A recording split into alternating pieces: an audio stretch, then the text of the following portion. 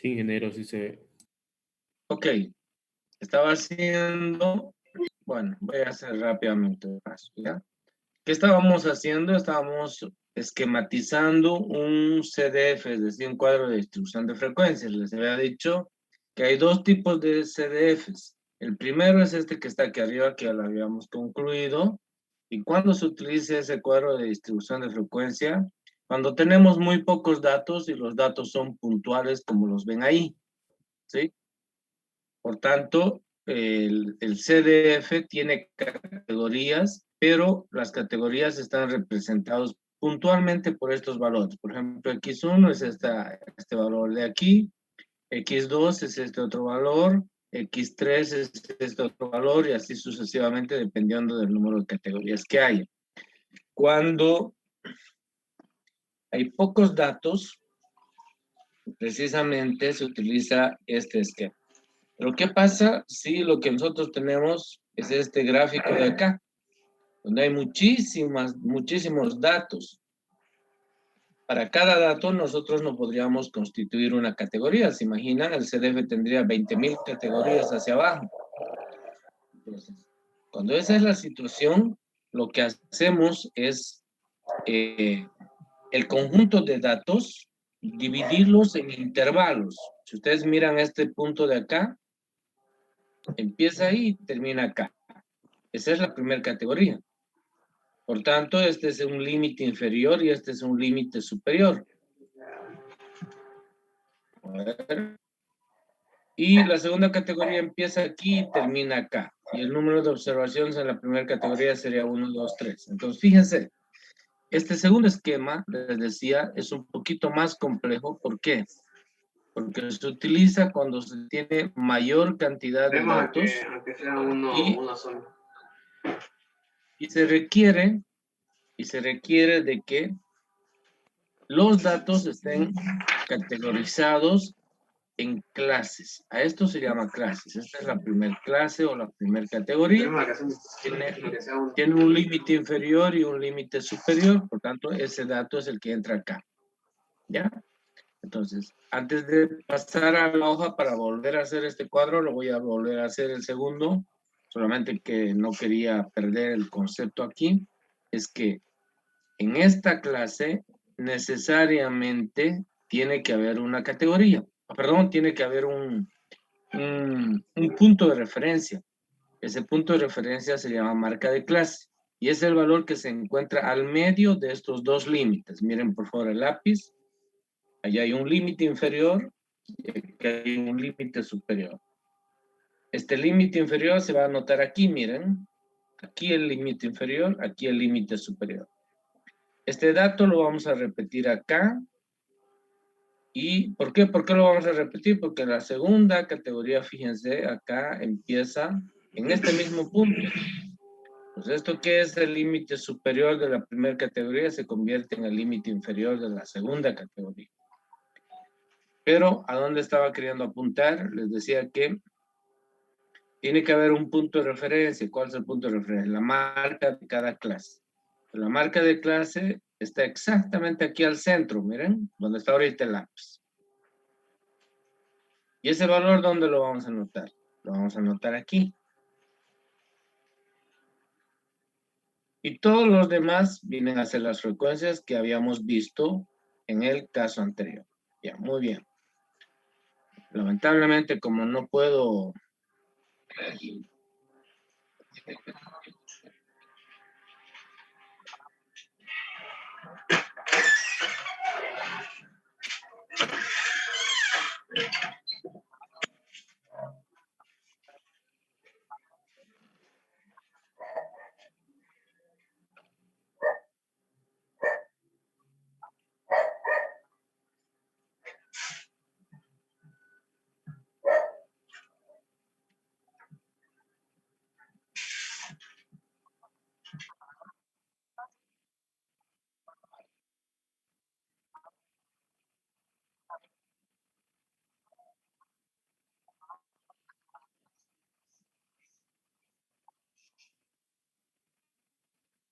¿Listo?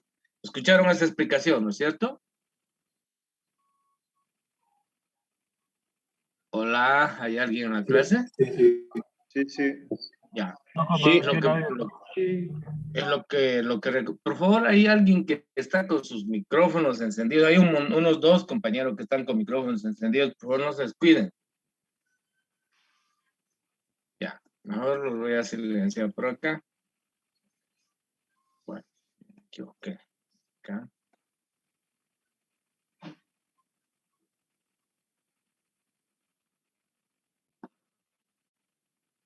Listo. Muy bien.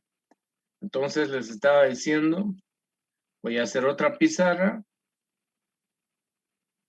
para mostrar lo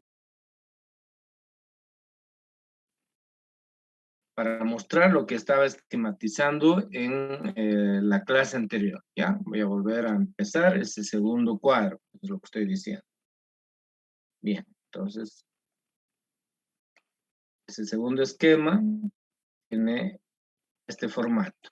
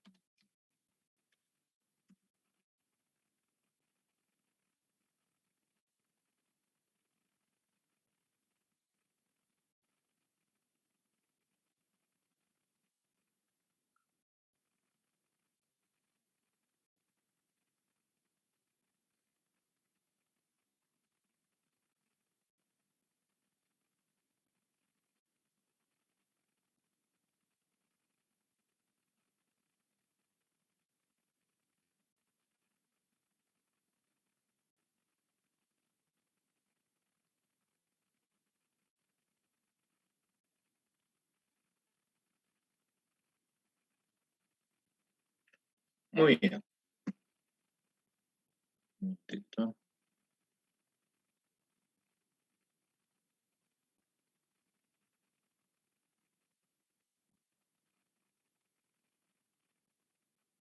Bien, ahí está el CDF, el segundo esquema. ¿Ya?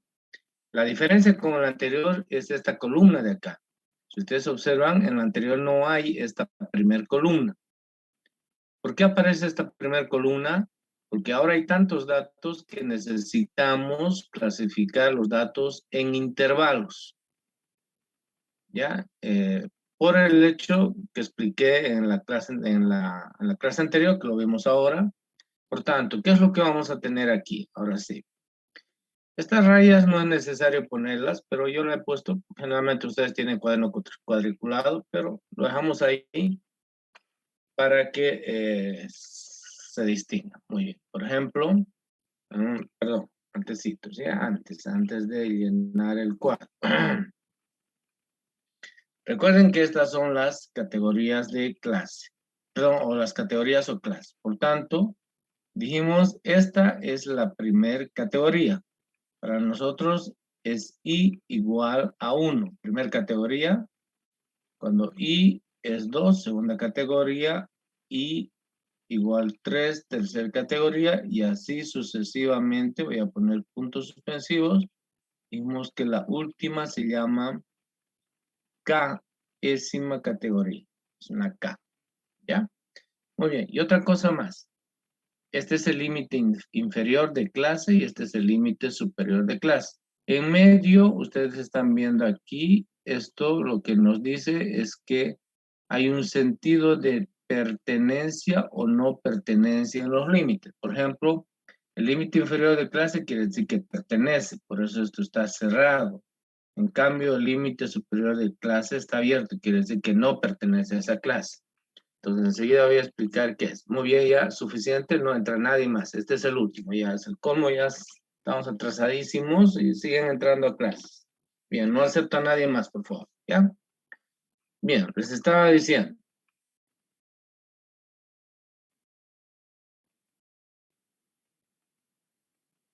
En la primera clase, por ejemplo, en la primera clase, lo que vamos a tener aquí, fíjense, es el X sub 0. ¿Por qué es X sub 0?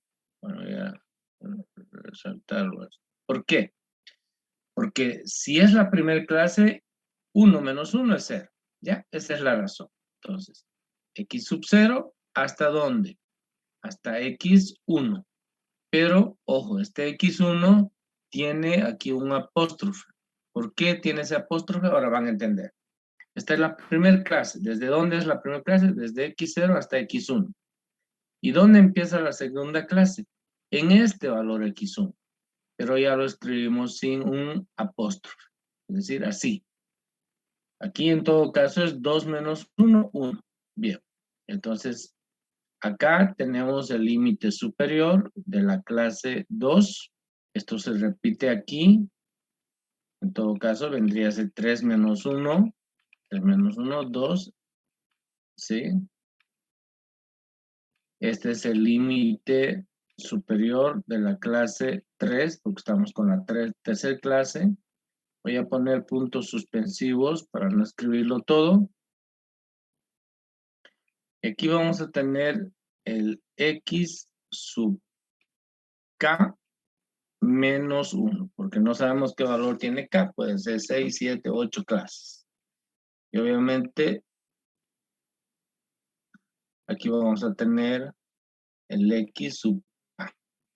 Bien, antes de pasar, lo que estoy explicando es que aquí, en la primera clase, el límite inferior se llama X sub 0 y el límite superior se llama X1. Pero para la segunda clase, este valor se repite acá. Por eso, X1, X1. Quiere decir que en la primera clase es límite superior y en la segunda clase es límite inferior. ¿Por qué razón? Voy a compartir con ustedes lo que hicimos ayer para que nuevamente, a ver, creo que es este.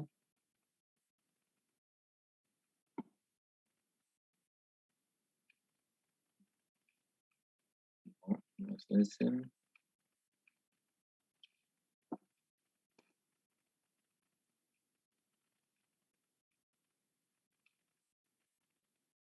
Ahí está. ¿Ya? Fíjense. Espera un momentito, esto me pide. Ahí está. ¿Ya? Fíjense por favor acá. Este es el límite inferior y este es el límite superior. Estamos hablando de la primera clase, este punto rojo. Ese valor es el que entra aquí. Y este otro es el que entra aquí. Pero la segunda clase es esta. ¿Dónde empieza? En el límite superior de la primera clase. Por eso este de aquí se repite aquí. Y este valor viene a ser este de aquí. Entonces, bien. Creo que con eso está claro. Voy a volver a la pizarra.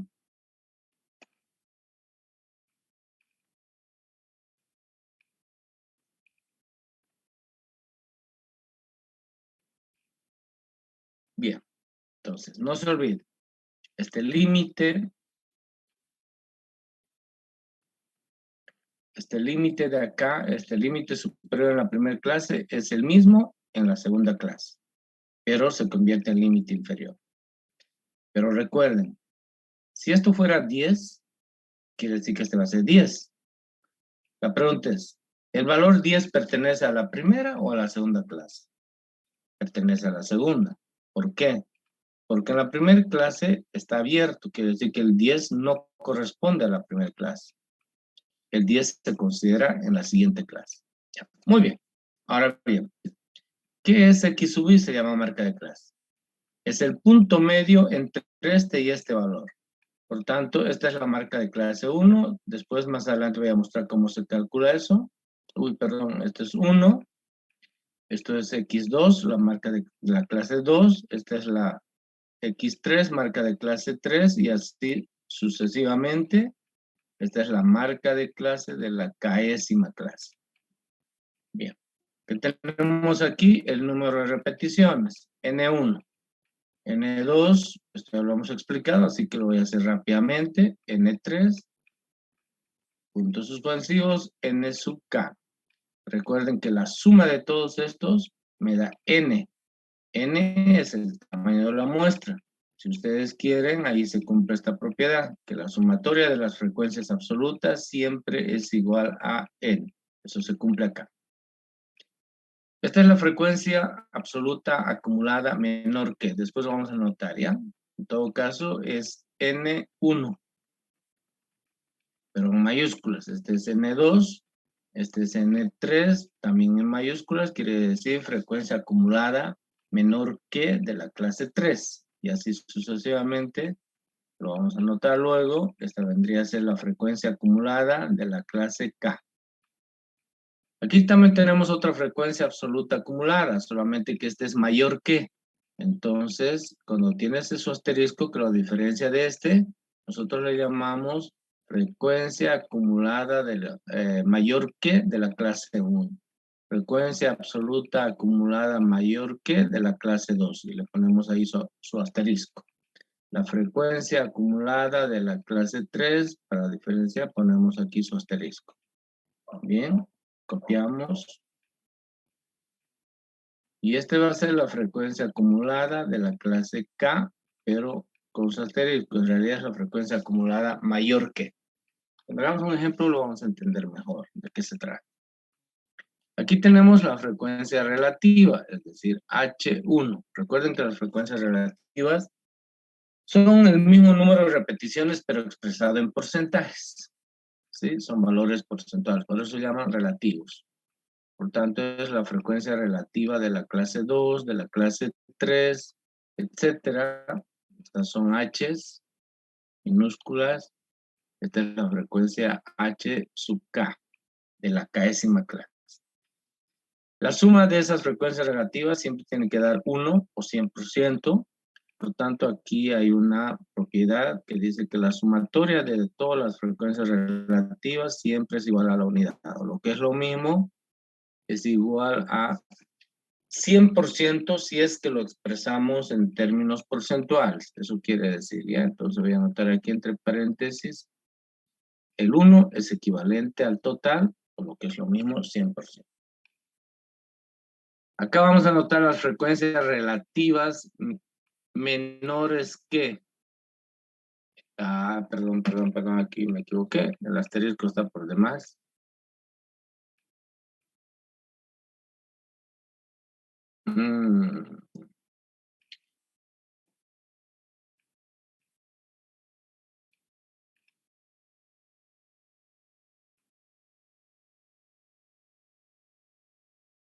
Ya, creo que con esto queda arreglado. Bien, les estaba... caramba. Esta columna expresa los valores de las frecuencias relativas acumuladas menores que. Si tiene su asterisco, son las frecuencias relativas acumuladas mayores que. Entonces, primero menor que y luego mayor que. Después vamos a entender qué significa cuando tengamos un ejemplo. Ahorita no tiene ningún sentido explicar qué es. Simplemente estoy haciendo el esquema de. Por tanto, esto es H1, frecuencia acumulada de la clase 1, frecuencia acumulada de la clase 2, frecuencia acumulada de la clase 3, etcétera, y frecuencia acumulada de la clase K. Aquí tenemos también una frecuencia acumulada, pero menor que de la clase 1. Lo diferenciamos con asterisco. Esta es la frecuencia acumulada de la clase 2, mayor que de la frecuencia acumulada de la clase 3, con asterisco, y esta viene a ser la frecuencia relativa acumulada de la clase késima, pero mayor que. Listo. Entonces, ese es el esquema, el segundo esquema. Los datos necesariamente van a quedar en uno de ellos, ¿ya? Dependiendo de la cantidad y dependiendo de los valores que se disponen. Entonces, nosotros lo que debemos hacer es, ¿cómo se llama? De acuerdo al ejercicio, al problema que se tiene, debemos utilizar el más adecuado. Bien. ¿Qué voy a hacer ahora? Voy a hacer lo siguiente. Voy a describir cada una de estas frecuencias, pero voy a utilizar el teclado, porque con lápiz va a ser un poquito difícil. Ya. Entonces, el primero, después voy a anotar, ¿ya? El primero se llama límite inferior de clase. Y en esta voy a anotar clase o categoría. Es lo mismo. Si alguna vez digo clase, estoy haciéndome referencia también a una categoría. O si digo categoría, también estoy haciendo referencia a una clase. ¿Ya? Entonces, el otro es el límite superior de clase. Ya no voy a poner categoría, ya les expliqué. El tercero, en la segunda columna, se llama marca de clase o punto medio, así se llama. Después vienen las frecuencias. La primera frecuencia, es decir, el n sub i, eso viene a ser una frecuencia absoluta de la i ésima, ¿noto?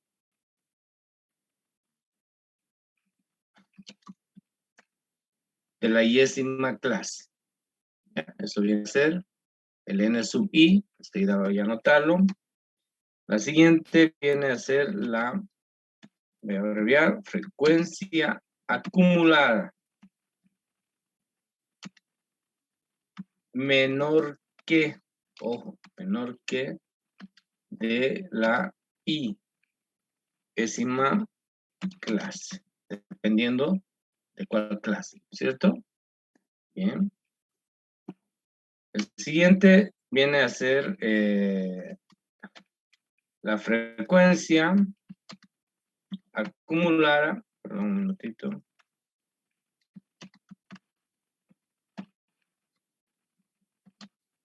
mayor que de la iésima clase.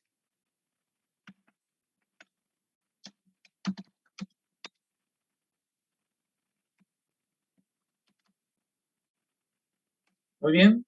Y ahora vienen las frecuencias relativas. La primera, H sub I, la que está con minúscula, que viene a ser, ya lo dije, es una frecuencia relativa de la I-ésima clase. Recuerden, ¿por qué es relativa? Porque se expresan en términos porcentuales. Voy a poner por esta vez. Voy a poner por esta vez el valor porcentual ahí. Entonces, la siguiente es una frecuencia acumulada relativa menor que de la I-ésima clase. La siguiente viene a ser la frecuencia acumulada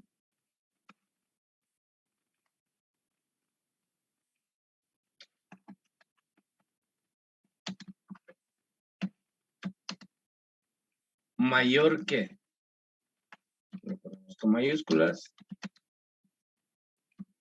de la I-ésima clase. Bien. Y voy a poner algo más que es K. K es el número de clases del CDF. ¿Qué es el CDF? El cuadro de distribución de frecuencias. Creo que no me falta nada, solamente arreglar aquí está mal. Frecuencia acumulada, voy a poner así, frecuencia acumulada absoluta. Lo mismo aquí, es una frecuencia acumulada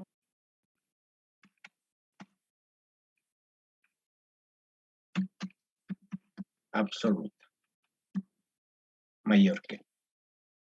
Bien, ahora voy a escribir al lado, por favor, para que sepamos de qué se trata en cada caso. ¿Ya? Voy a cambiar el color del lápiz. Bien, mirando el cuadro. Entonces, primero miren el lápiz, donde voy a indicar este. A eso se llama límite inferior de clase o categoría. Por lo tanto, el límite inferior de clase o categoría viene a ser eso. X sub I menos 1. El menos 1 quiere decir límite inferior. Este es el límite superior de clase. Por tanto, este viene a ser un X sub I con asterisco. X, perdón, no con asterisco, con un apóstrofe. Este es un apóstrofe, por favor. Y este es X sub I menos 1. La marca de clase o punto medio es simplemente una X sub I. La frecuencia absoluta es esta, miren. N sub I minúscula. N sub I.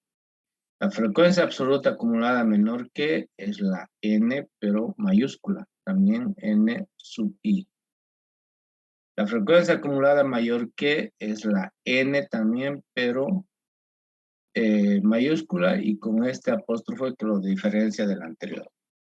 La frecuencia relativa es una H sub I. La frecuencia relativa acumulada menor que es una H mayúscula sub I.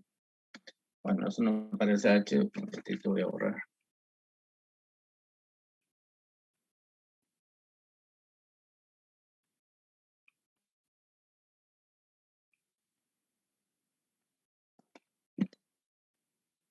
Bien, la frecuencia relativa acumulada menor que. Esta es una H mayúscula sub I. Es esta de aquí, ¿ya? Esta de aquí.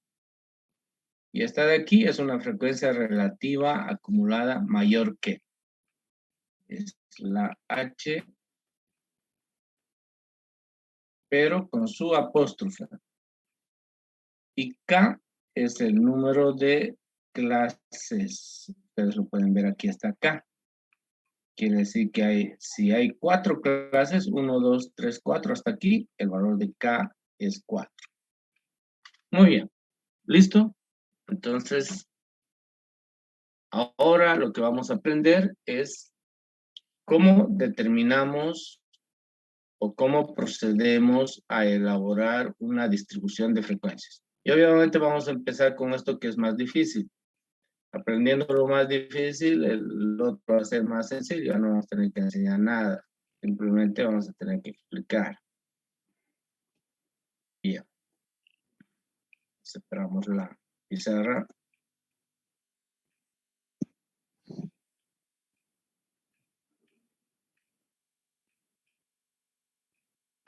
Y voy a poner como subtítulo procedimiento para la construcción de un cuadro de distribución de frecuencias.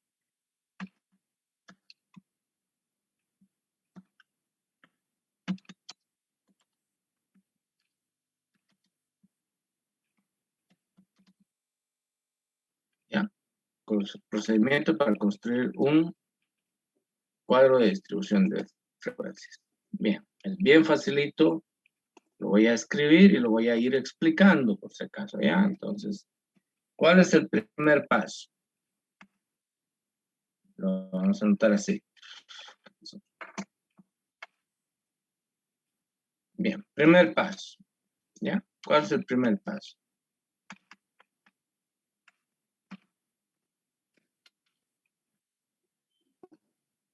El primer paso es determinar K.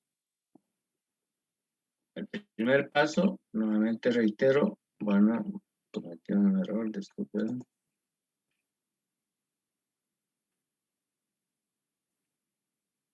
El primer paso es determinar el número de clases.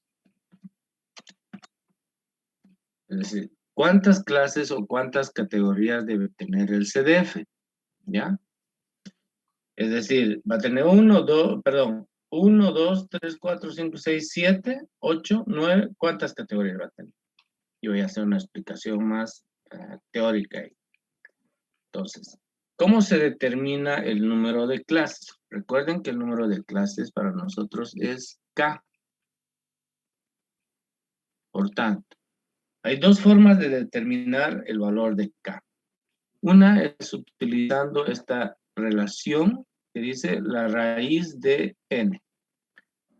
Y hay otra que nos dice que K es igual a 1 más 3.3 veces el logaritmo decimal de n. ¿Ya? Esto es 3.3 veces el logaritmo decimal de n. Esas son las dos fórmulas que podemos utilizar para determinar el valor de K. Estas dos fórmulas son empíricas, es decir, basadas en la experiencia, y obviamente cuando tenemos un problema enfrente, nosotros podemos utilizar cualquiera de las dos, ¿ya? Entonces, la primera, esta de aquí, bueno, primero, ya está bien. Esta de aquí se llama regla del ingeniero, así se llama la primera, es bastante sencilla e ingeniosa sobre todo, por eso recibe ese nombre. Y este otro se llama la regla de Sturges. Regla de Sturges, así, ¿ya? Podemos aplicar cualquiera de las dos fórmulas, o las dos inclusive, y van a ver que va a haber cierta coincidencia. Sin embargo, es importante aclarar, y aquí voy a poner una nota.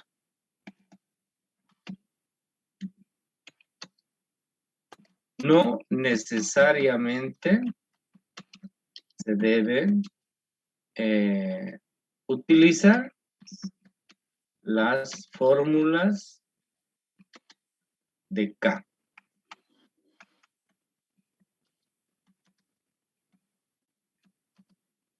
El número de clases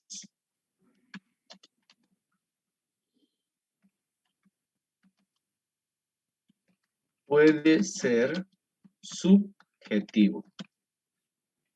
Solamente que debe estar comprendido ese número de clases entre 5 y 15. En otras palabras, 5 es el menor valor. Espera un minutito, creo que es este el signo, correcto. Y K, ¿dónde está K? Ahí está. Debe ser menor o igual a 15. Es decir, ese es el rango aceptable que se debe considerar para tener un número de clases en un cuadro de distribución de frecuencias. Pero es importante aclarar que si quiero, no utilizo estas dos formulitas. El valor de K depende de quién hace la investigación. Por eso dice de que el valor de K es un valor absolutamente subjetivo. Quiere decir que el investigador puede determinar cuántas clases va a tener. Pero obviamente lo importante es que K puede tener 5 clases. Por favor.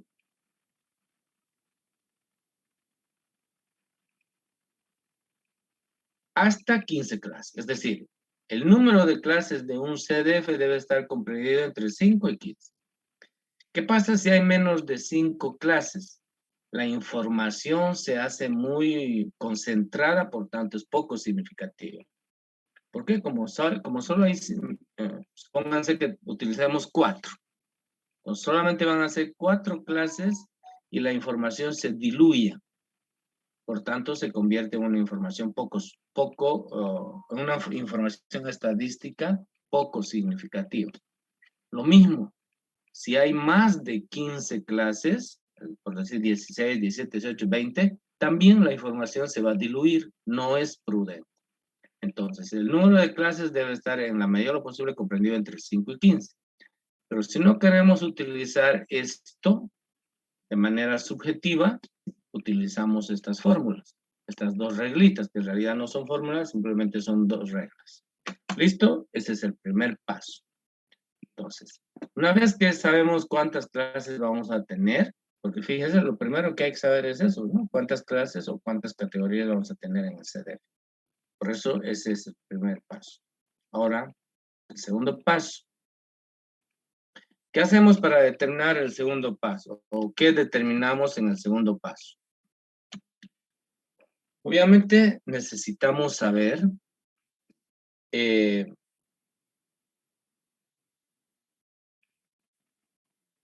la amplitud directamente. No, mejor, hacer por paso. Se debe determinar el rango de datos. Bien, ¿qué quiere decir? Se debe determinar el rango de datos. Quiere decir entre qué valores están los datos que hemos recolectado. Y obviamente tiene que haber un valor mínimo y tiene que haber un valor máximo. Entonces, quiere decir que cuando hablamos de el rango, estamos hablando de que los datos siempre van a estar en una, ¿cómo se llama? Van a pertenecer a los números reales, ¿no es cierto? Eso quiere decir. Y obviamente los datos van a tener un límite inferior y van a tener un límite superior. Dicho de otra manera, el rango es desde dónde, y a eso nosotros le vamos a llamar X mínimo. ¿Y hasta dónde? Ese hasta dónde va a ser esto. Y a eso le llamamos X máximo. Por tanto, el rango son todos los datos que se encuentran en este intervalo. Desde aquí hasta aquí. A eso se llama rango. Muy bien. Entonces, ¿cómo se determina el rango? El rango se determina de la siguiente manera. Fíjense, es muy facilito. Aquí lo vamos a escribir. Rango es una R mayúscula. Rango de X, inclusive le podemos poner. ¿Cómo se determina? El X máximo menos el X mínimo. ¿Listo? Ya está. Entonces, ese es el rango de datos con el que vamos a trabajar. Y ese rango se determina para lo siguiente. Se determina para determinar, perdón, se lo establece para determinar el ancho de clase. Entonces ahí viene el tercer paso y enseguida voy a explicar también gráficamente qué es el ancho de clase. Tercer paso, ¿ya? ¿Qué hacemos en el tercer paso? Determinar el ancho o amplitud de clase, ¿ya? Se dice ancho o amplitud de clase.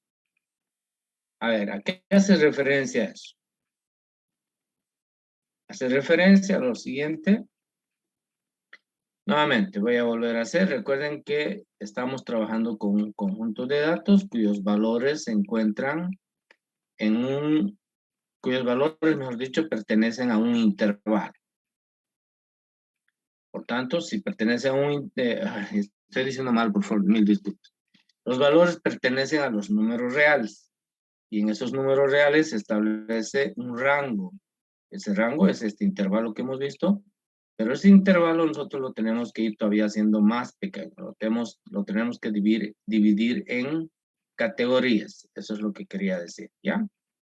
Entonces, ¿qué significa eso? Significa lo siguiente. Por ejemplo, este es el X mínimo, perdón, primero aquí voy a poner el X que pertenece a los reales, la variable.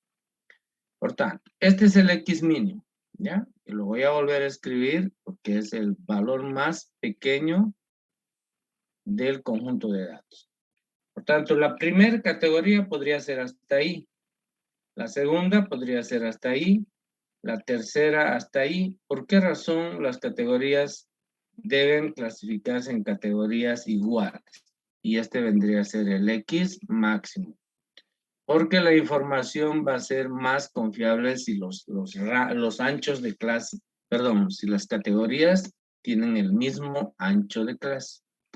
Por tanto, este X mínimo automáticamente es este de aquí, miren, es este X sub 0. ¿Por qué? Porque es el lugar donde inicia el conjunto de datos.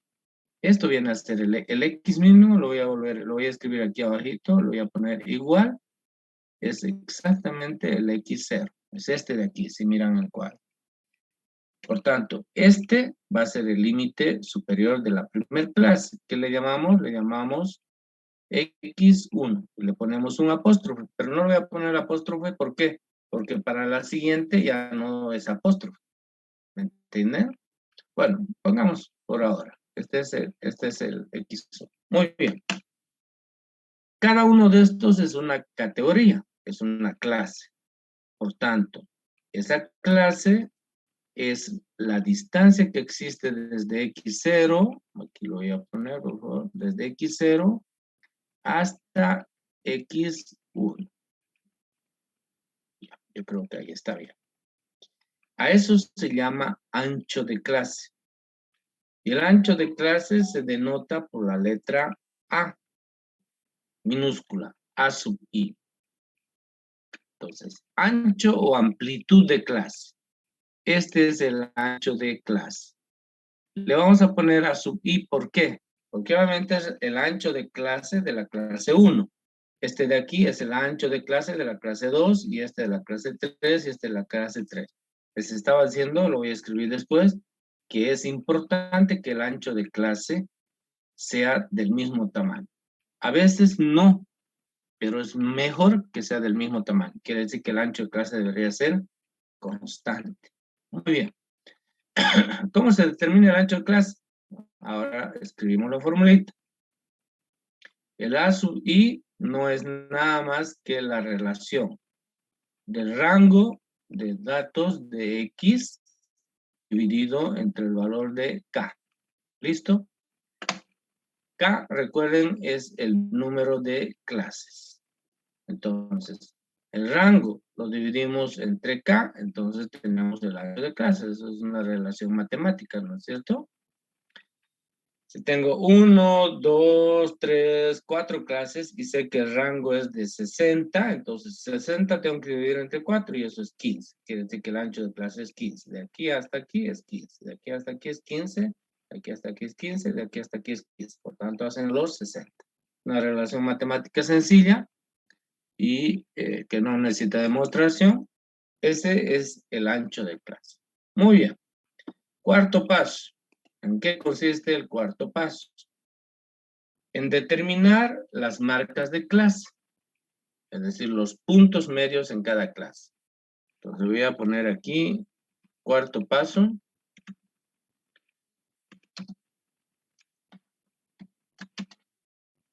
Determinar no voy a poner las marcas de clase, así se llama.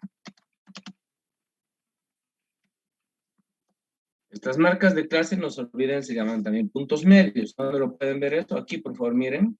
Estoy señalando con el lápiz. Aquí está. Aquí, donde he descrito cada uno de los símbolos que tenemos aquí en el CDF. ¿Ya? Muy bien. ¿Qué quiere decir eso? A ver, sí, voy a tener espacio suficiente. Lo primero, nuevamente.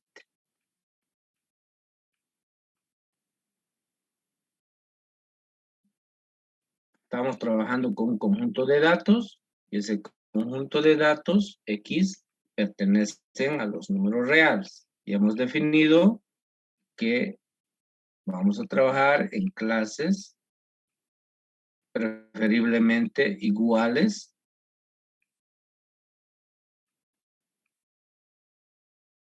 para una mejor distribución de los datos. ¿Ya?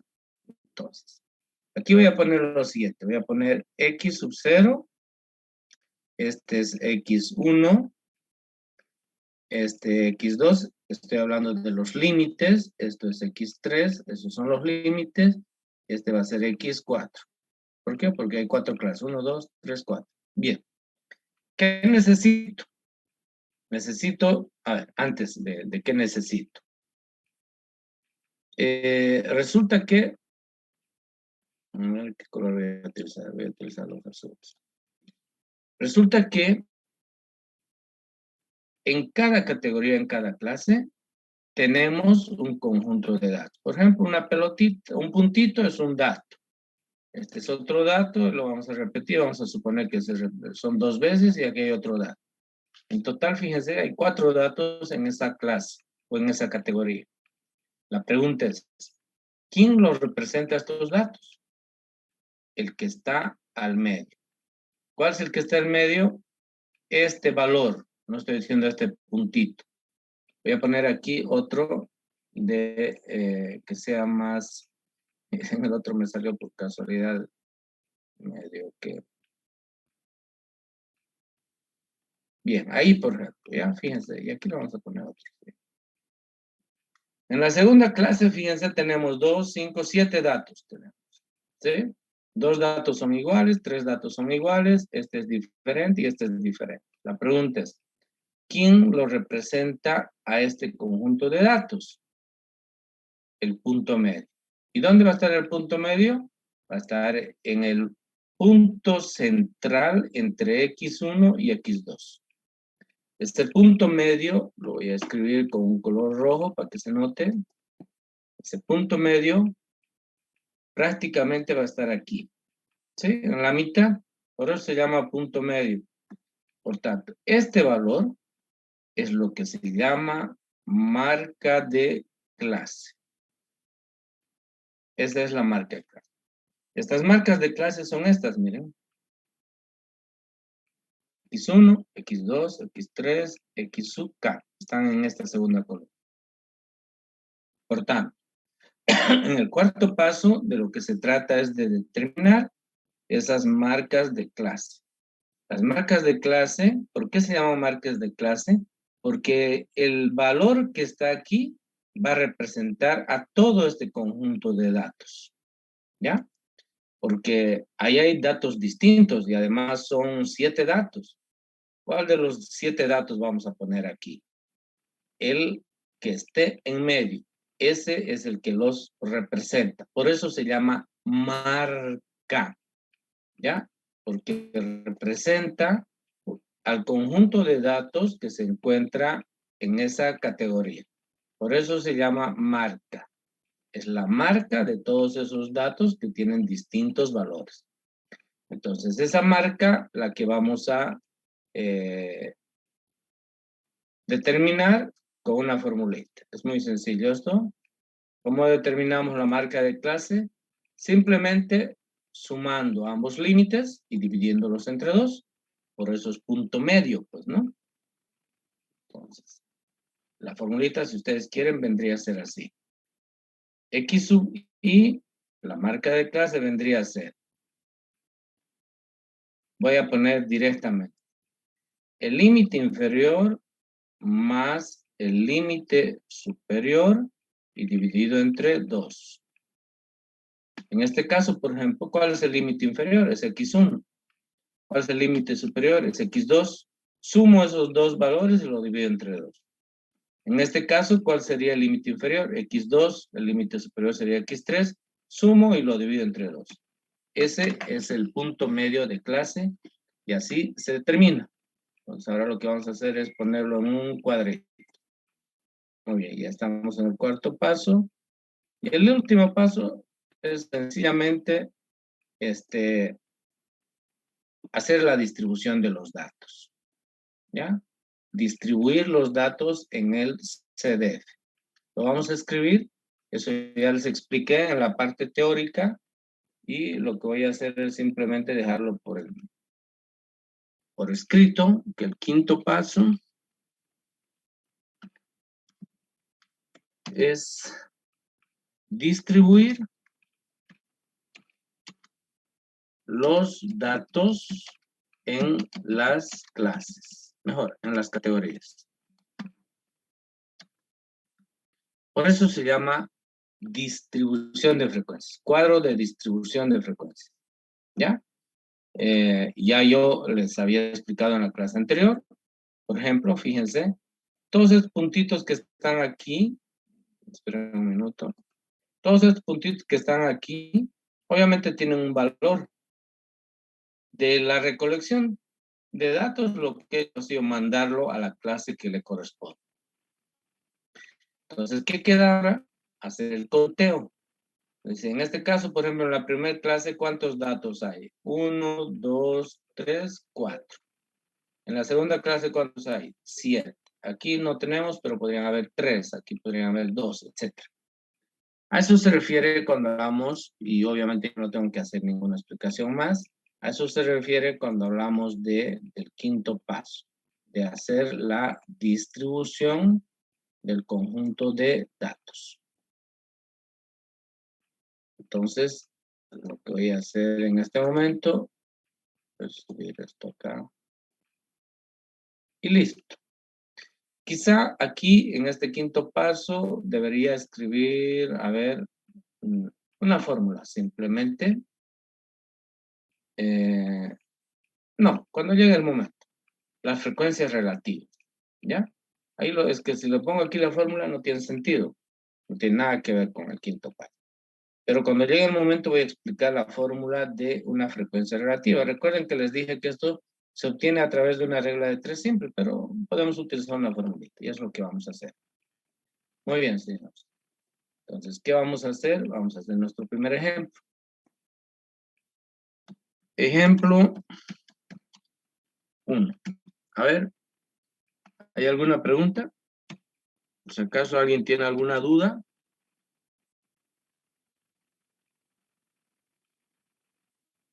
¿Hay alguien en clase? Ingeniero, lo que se pone comilla o asterisco es simplemente para diferenciar, ¿no? De los anteriores Sí, con es anteriores solo cuadros. es la nomenclatura. En este caso, por ejemplo, es para diferenciar. A ver, ¿qué es este de aquí el que estoy señalando? Es una frecuencia relativa acumulada menor que. Esta está escrita de la misma manera, pero tiene aquí una cosita, un asterisco. Entonces, eso nos permite decir de que esta es la frecuencia relativa acumulada mayor que. Es solo para diferenciar. Porque las frecuencias relativas se anotan con H. No le puedo poner aquí una T o una S o una B. Tengo que volver a poner la H. ¿Por qué? Porque las frecuencias relativas generalmente se expresan así. Ya, un minutito, Bustillo.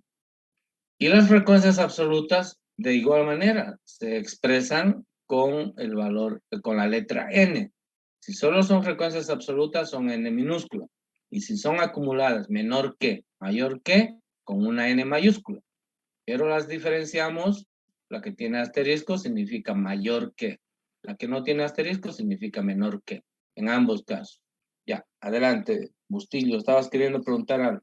Sí, disculpe una pregunta. He visto tablas que manejan porcentajes.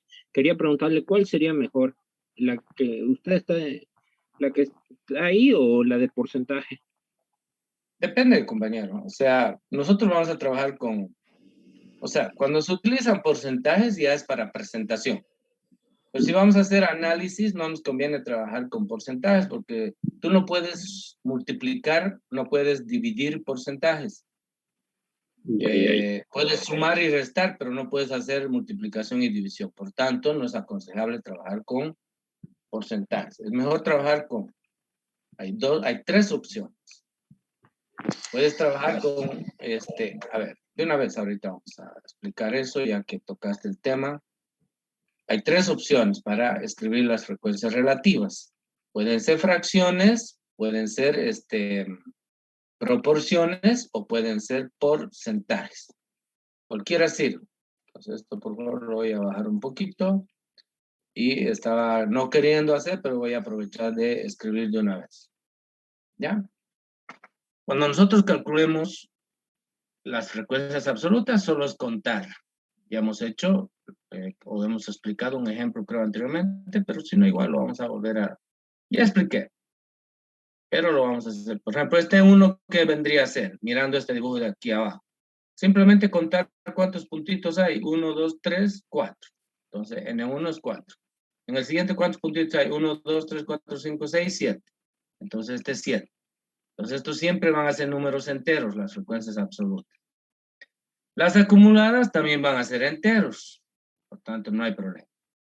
Frecuencias relativas es que van a presentarse, ya sea como fracciones, como por proporciones o como porcentaje. ¿Por qué? Y ahora voy a tener que escribir la fórmula y, bueno, vayan tomando nota. Una frecuencia relativa es la relación de la frecuencia absoluta de la clase correspondiente NI sobre N.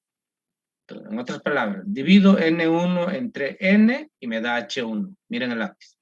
Divido N sub 2 entre N y me da H sub 2. A eso se llaman frecuencias relativas. Por tanto, así como lo están mirando, esta es una fracción. ¿Ya?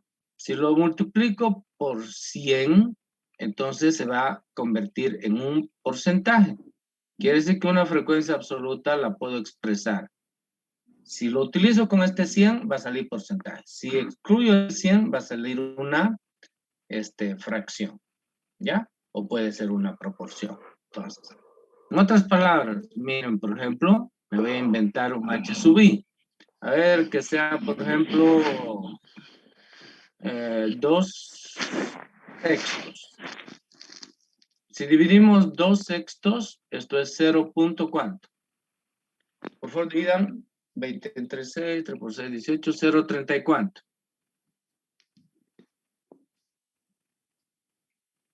Bueno, ¿alguien tiene calculadora o voy a tener que traer mi calculadora yo? 0.33. Ya, 0.33. O lo puedo expresar también si lo multiplico por 100, así, miren. Entonces, una frecuencia relativa se puede expresar como fracción, esta es una fracción. Como proporción, esta es una proporción. O como porcentaje. Si vas a hacer la presentación de tu cuadro final, bueno, puedes utilizar esto de aquí.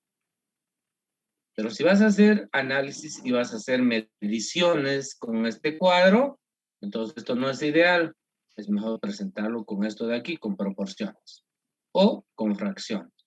Pero obviamente para el que estudie de ingeniería, pues cualquiera de los tres, no tiene que ser una dificultad. Podemos presentar con cualquiera de las tres formas. Muy bien, listo. No iba a explicar, pero ya lo expliqué. No se olviden. Esa es una frecuencia relativa. Aquí ya dice eso. H sub I es una frecuencia relativa. Aquí está. La calculamos dividiendo la frecuencia absoluta entre el tamaño de la muestra y por 100. Formalmente me va a dar esta proporción, este porcentaje. Si no lo multiplico por 100, me va a dar una fracción como esta, o me va a dar una proporción. Pues esas son las tres formas de presentación de una frecuencia relativa. ¿Con cuál van a trabajar? Eso depende de ustedes. Pero yo generalmente trabajo con este de acá porque hago mediciones, es decir, tenemos que hacer cálculos. Si voy a presentar un cuadro, lo hago con este. Pero generalmente, como estamos aprendiendo estadística, vamos a hacer mediciones. Vamos a trabajar con este o con este de acá. Muy bien, ¿listo? Ahora sí, me voy al ejemplo. Si es que no hay otra pregunta.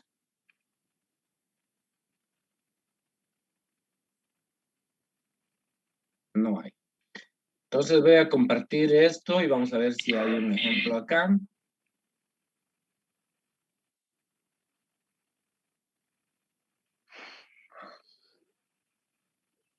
Este es el CDF que acabamos, el último esquema es este aquí, ¿sí? Pero está más completo el que hemos hecho. Ahí está el procedimiento para determinar. Bien, y ahí está el ejemplo. Vamos a hacer ese ejemplo, ¿ya? Dice, los salarios mensuales de 50 trabajadores de una empresa constructora de viviendas están expresados en dólares y se muestran en la siguiente tabla. Organizar los salarios de los trabajadores en un CDF. Interpretar y representar gráficamente. Muy bien. Entonces recuerden que los salarios de 50 trabajadores están acá. Ahí está. Lo podemos ver. Dice, salario de 50 obreros del área de la construcción de las viviendas que están expresados en dólares por mes. Por ejemplo, uno de los trabajadores percibe $280 por mes. Otro percibe $400 por mes. Otro percibe $312 por mes.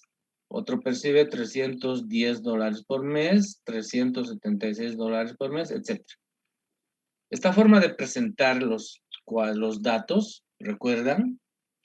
Se llaman datos no agrupados, no están organizados. Por tanto, ¿qué me está pidiendo el ejemplo? Me está diciendo, ahí hemos hecho una recolección de los salarios de 50 trabajadores de la construcción, del área de la construcción. Ahora necesitamos hacer un análisis. Y para hacer ese análisis necesitamos construir un CDF, es decir, necesitamos estos datos que están, ¿cómo se llama? No agrupados, necesitamos agruparlos en un CDF. Por eso me dice, si volvemos a leer aquí, dice, organizar los salarios de los trabajadores en un CDF, interpretar y representar gráficamente. ¿Ya? Bien, entonces de eso trata el problema. Entonces, aprovechando la pizarra, vamos a trabajar. Y vamos a aprovechar, recuerden que son 50 salarios. A ver, ¿dónde están? Voy a cambiar la pizarra. Bien, en el ejemplo 1. A ver, ¿qué voy a hacer aquí? Voy a hacer lo siguiente, ¿ya? Vamos a siempre ver el contexto.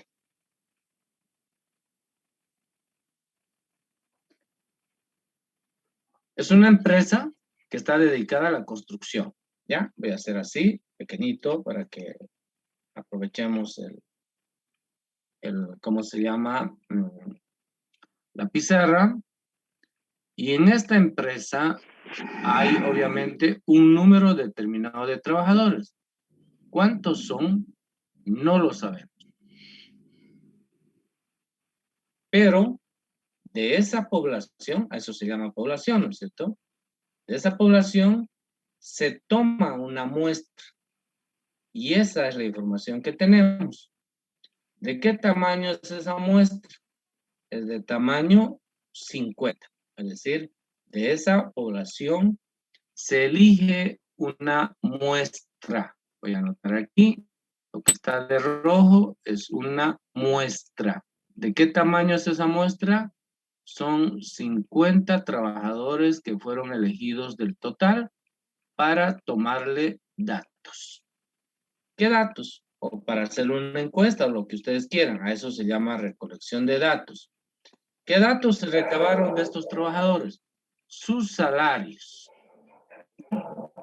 Bien, voy a hacer aquí unos puntitos. Recuerden que no sabemos cuántos trabajadores hay en esta empresa. No tenemos idea.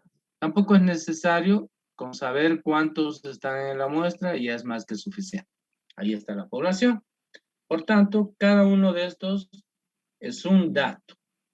¿Ya? ¿Dato de qué? En este caso del salario. Es una característica cuantitativa la que acabamos de encontrar.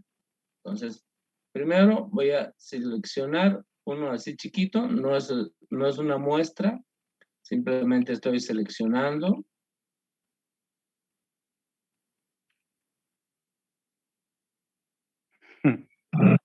Y vamos a decir de que ese es un elemento de la población, pero a nosotros no nos interesa tanto el elemento, porque sabemos que son trabajadores.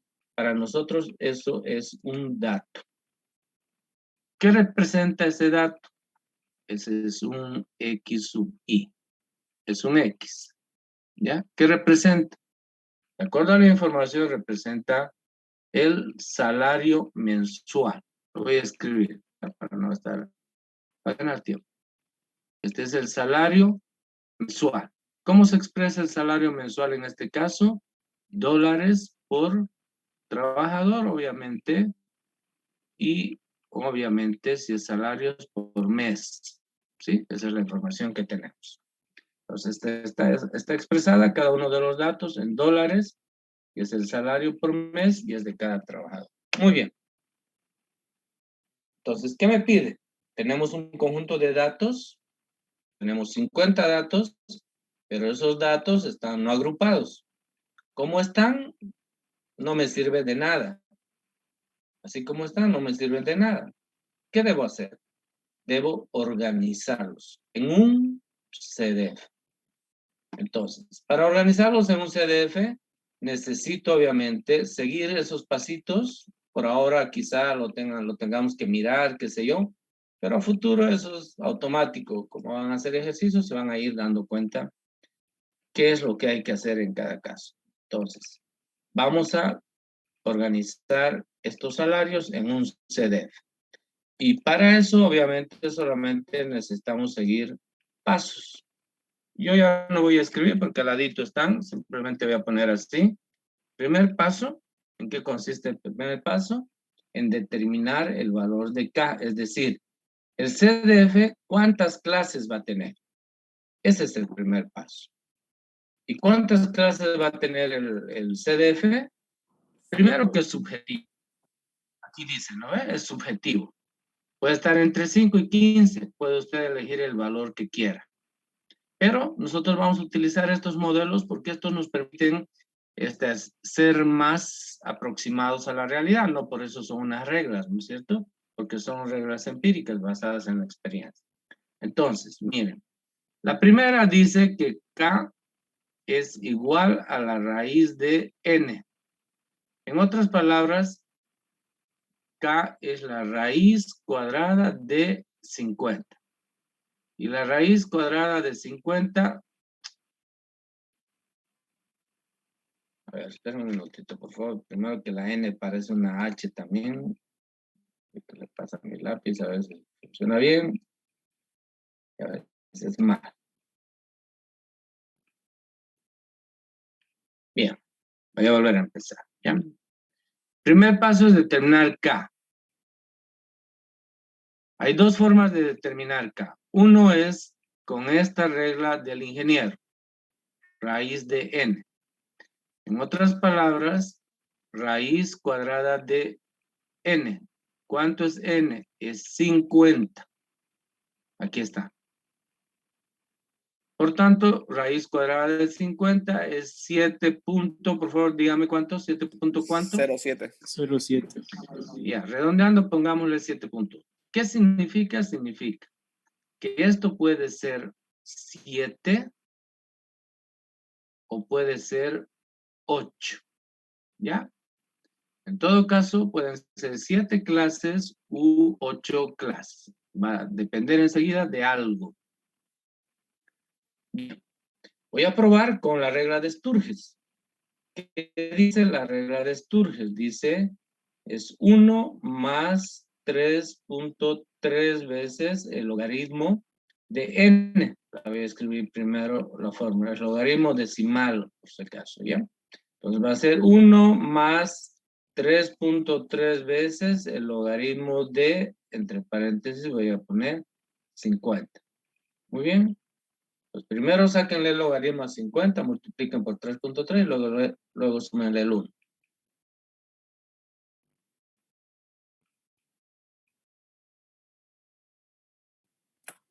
Eh, 6.60. Ya, 6.6. Entonces, quiere decir que esto puede ser, podemos redondear a 6 o podemos redondear a 7.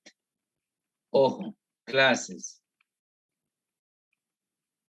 El valor de K necesariamente es un número entero, pues. ¿Por qué es un número entero?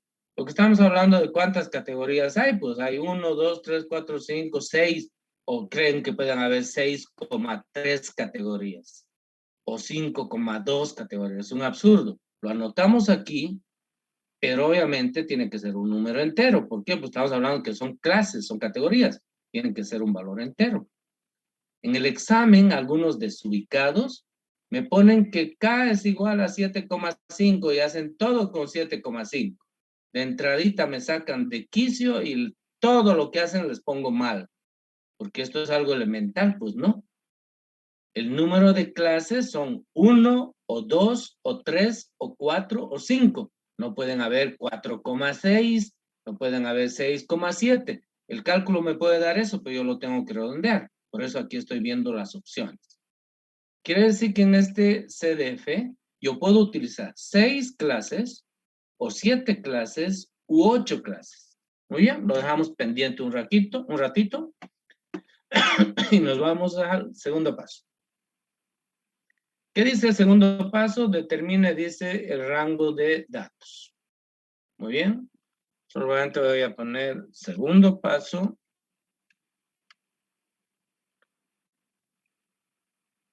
Y el rango de datos, no se olviden, no es nada más que la diferencia entre el X máximo y el X mínimo. Entonces, me voy a ir al conjunto de datos para encontrar ese valor, pero primero lo escribo aquí. Rango de datos de X. ¿Cómo se calcula? El X máximo menos el X mínimo. Listo. Ese es el modelo. Aquí está, aquí ustedes lo pueden ver. Bien, entonces me voy a ir a compartir con ustedes el problema. Ahí debemos seleccionar el máximo y el mínimo. Y lo debemos dejar en un círculo o coloreado o no sé, lo debemos resaltar. Entonces, si nosotros miramos, aquí deliberadamente el valor máximo está, mínimo está aquí, por si acaso, ¿ya? Ahí está. 280 y 410 creo que es el máximo. Ya te equivocaste, vos dijiste que este es 410. El máximo es este, Es fíjate, es 420. Cierto. Hay que tener mucho cuidado al buscar esos datos. A veces uno omite el 420 y dice el 410 y ya todo está mal, ¿no? Todo va a estar mal, todo. Ya no vale absolutamente nada lo que vayan a hacer. Entonces, fíjense que el valor máximo que tenemos es 420 y el valor mínimo que tenemos es 280.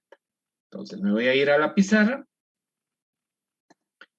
y lo voy a utilizar para determinar el rango.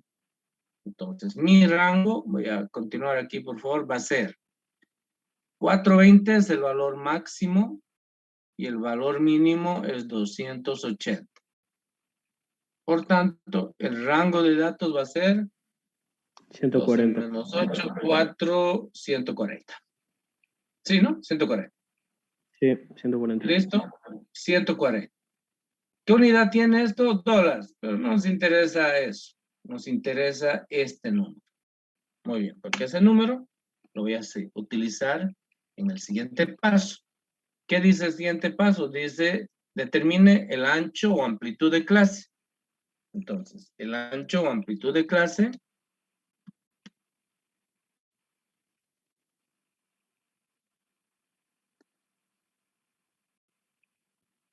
es A sub I. ¿Cómo determinamos A sub I? Ahí tienen la fórmula, pero lo vamos a volver a escribir. El ancho de clase dice, el rango de datos de X dividido entre K. Minuto. Pues cualquier cosa.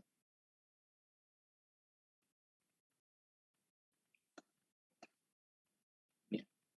Es el rango dividido entre K. Entonces, este es el rango de datos de X dividido entre K. Bien, entonces, el problema es que tenemos varios valores de K. Entonces, probemos con cada uno de ellos. Por ejemplo, A sub I, uno de ellos va a ser 140 dividido entre ¿cuánto? Aquí tengo la primera posibilidad, 6. Por favor, lo voy a poner de otro color. Bueno, enseguida voy a poner de otro color para que ustedes tengan más claridad de qué es lo que vamos a hacer. Voy a volver a calcular otro ancho y eso sigue siendo 140 dividido entre 7. Y el otro ancho va a ser 140 dividido entre 8. Ya van a entender ustedes en unos minutos por qué razón hago esas tres relaciones. Porque aquí determina eso, pues, ¿no? Podemos utilizar 6, podemos utilizar 7, podemos utilizar 8.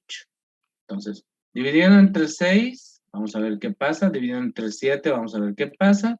Y dividiendo entre 8, vamos a ver qué pasa. Bien. Entonces, hagamos las divisiones, por favor, con su calculadora. ¿Cuánto es 140 dividido entre 6? 23.33. Ya. Esto es 23.3333 seguramente. Lo voy a poner aquí porque eso es periódico. El otro es 140 dividido entre 7, 14 entre 7 es 2, 20. Este 20. Es un número exacto. Y 140 entre 8 va a ser, a ver, 14 entre 8. 17,5. 17,5. Y no hay más decimales. No. En este caso. Muy bien. Ahora la pregunta es, ¿cuál voy a elegir? Me fijo cómo están los datos. Miren, por favor, voy a venir aquí a los datos. Y todos nuestros datos, fíjense, están expresados como números enteros. Ninguno tiene decimales. Entonces, lo ideal es que el CDF siga manteniendo este esquema, es decir, que sigan siendo números enteros. Porque, ¿qué pasa si aparecen números decimales? Ya esta información se distorsiona. Entonces, con esa premisa, vamos bien. ¿Nos conviene utilizar 23.3? En mi opinión, no. Porque para empezar, esto es 3.33333, ¿verdad? Eso ya nos complica de entradita.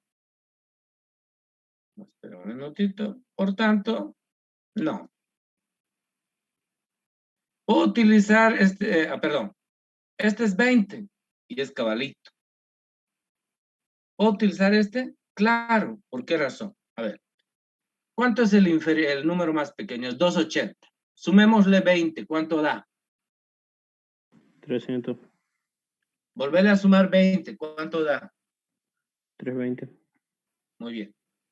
Y si le vas sumando 20, 20, 20, porque es el ancho de la clase, los límites van a tener todos datos exactos. Es decir, van a ser 280, 300, 320, 340, 360. Antes de ponerle si está bien o mal, volvamos al anterior. ¿Por qué yo lo eliminé? ¿Por qué no me gustó este? El primer dato, ¿cuánto es? 280.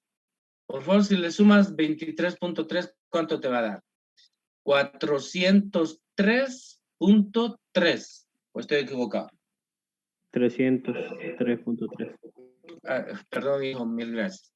303.3. Si le volvemos a sumar 23.3, ¿cuánto me va a dar? 326.3. ¿Cuánto, hijo? 326.3. ¿Punto 3 o punto 6? Punto 6, perdón. Punto 6. Muy bien. Y los números se van distorsionando. Y nuestros datos, volvemos a mirar nuestros datos, todos son números enteros. Entonces, ¿para qué lo voy a distorsionar? Queriendo elegir un ancho de clase que expresa una fracción. Ahorita voy a hacer algo más, espera un minutito. Por eso lo descarté. A ver, veamos aquí qué pasa. 17.5. El primer valor es 280. Sumémosle 17.5. Vamos a tener 297.5. Sumémosle nuevamente 17.5. Vamos a tener 315. 15. Muy bien. 316. ¿Qué 300? Un dato es decimal, el otro es entero. Un dato es decimal, el otro es entero. Nuevamente se distorsionan los datos. Si tengo esta opción donde todo está bien, todos van a seguir siendo enteros, entonces elijo este. ¿Qué voy a hacer con este? Lo voy a también descartar. ¿Ya? ¿Por qué lo voy a descartar? Por lo que acabo de explicar. ¿Y cuál es el que voy a elegir? El que voy a elegir es este de aquí. Por tanto, quiere decir que el ancho de clase va a ser 20 y el número de categorías va a ser ¿cuánto? 7. 7. Vamos a elegir este. Y casualmente aquí también hay otros 7. Con las dos fórmulas hemos encontrado eso, ¿no?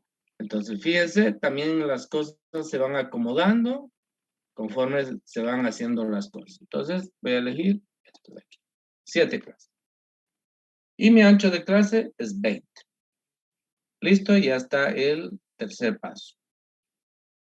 Ahora, el cuarto paso necesito hacer, voy a hacer precisamente aquí, es donde estaba mirándolo ahora, es donde me va, donde voy a mostrarles estas irregulares, estas incontinencias o contingencias, no sé.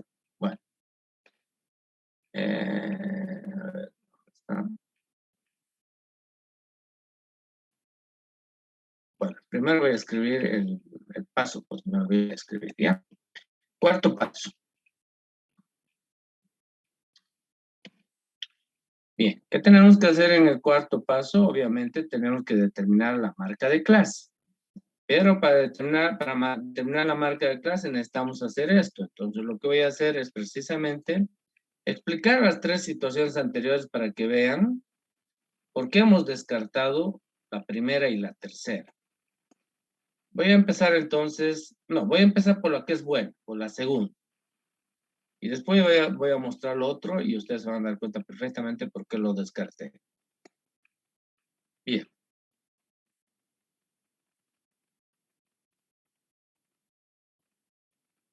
¿Cuántas clases son? Son 7. Entonces, 1, 2, tienen que ser del mismo tamaño, no se olviden, 3, 4, 5, 6, y este sería el 7. Bien. Recuerden que esto es X, y en todo caso este límite es el primer valor y tendría que ser 280. Si le sumamos 20, el siguiente es 300. Si le sumamos 20, el siguiente es 320. ¿Por qué le estoy sumando 20? Porque este es el ancho de clase, pues miren aquí, esto. Pues si este es 280, si el ancho es 20, este va a ser 300. Si esto es 20, 300 más 20, este va a ser 320. Pues le vamos sumando el ancho de clase. Este va a ser 340 360, 380, 400 y 420. Y además da cabalito y todo bien. ¿Ya? Ese es el que elegimos. Ahora voy a hacer uno que no es correcto, digamos, ¿no?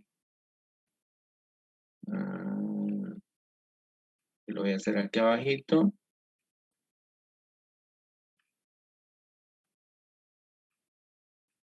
Bien, pero para eso me voy a poner mis lentes porque no veo nada.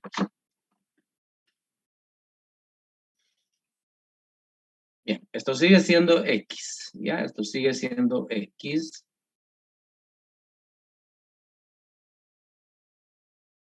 Y este es nuestro límite inferior que no va a cambiar, eso es 280.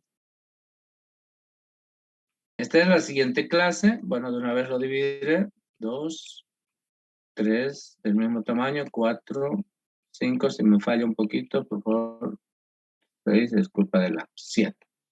Muy bien, supongamos que elegí este de aquí, a ver, este de aquí, ¿ya? Pucha, se distorsiona todo, pues, ¿cuánto es 280 más 23.3, dijo? 303.3.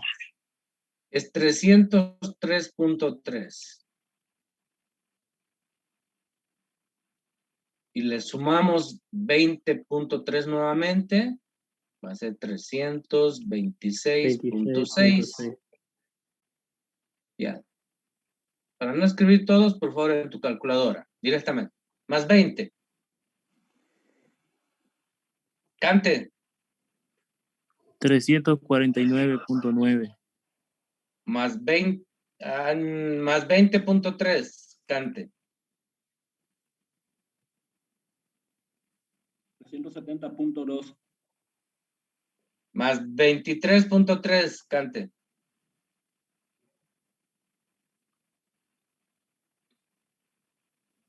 393.5. Más 23.3. 420.1. Ya, hijo, seguramente estás hablando de este de aquí, ¿ya? Lo voy a anotar ahí.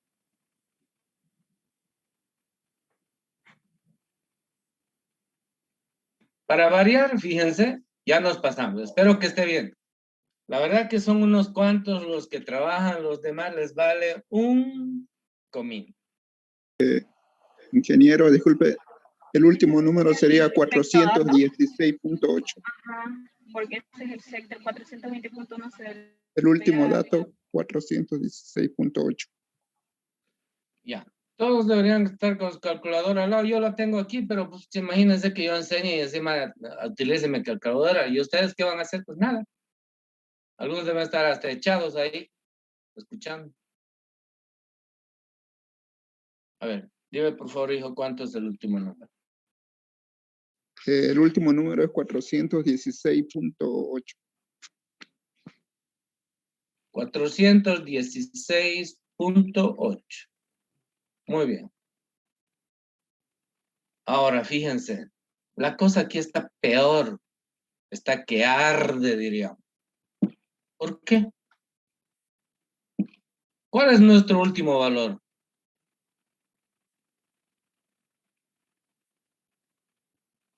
Hola. 420. A mí me sale 319.8. Ay, Dios mío, no puedo, voy a tener que agarrar mi calculadora. No, sumarle, le falta que le sume, tienes que sumarle un 23.3 más, compañero. Ya, a ver, de nuevo, por favor, empiecen en 280 y vayan sumando 23.3, 23.3, 23.3.